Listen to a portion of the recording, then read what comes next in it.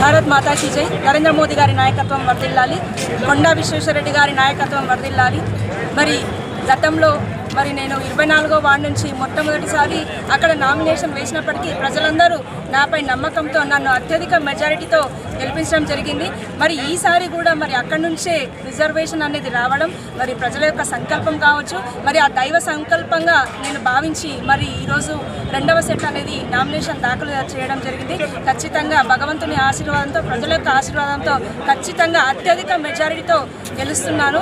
మళ్ళీ అంతేకాకుండా ఇంతకుముందు ఏ విధంగా అయితే ప్రజలతో మమేకమై వారికి సేవలు అందించడమే కాకుండా ప్రజలతో ఏ విధంగా ఉన్నానో, అభివృద్ధిలో ఉన్నానో, రాబోయే ముందు గెలిచిన తర్వాత కూడా ఖచ్చితంగా అంతకు మించి ఎక్కువ సేవలు అందిస్తానని తెలియజేసుకుంటూ వాటి ప్రజలందరికీ కూడా పేరు పేరున నమస్కారాలు, ధన్యవాదాలు. మీడియా మిత్రులకు అందరికీ కూడా పేరు పేరున ధన్యవాదాలు తెలియజేస్తున్నాను.